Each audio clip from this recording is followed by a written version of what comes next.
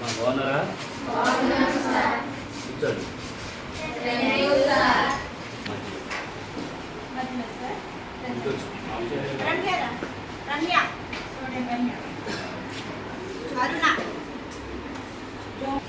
Shri Chaitanya Rohitha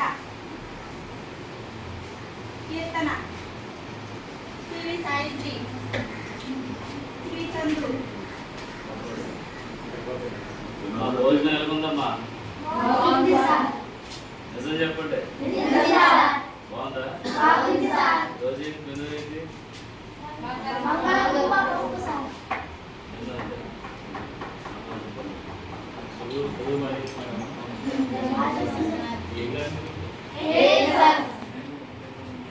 local బయట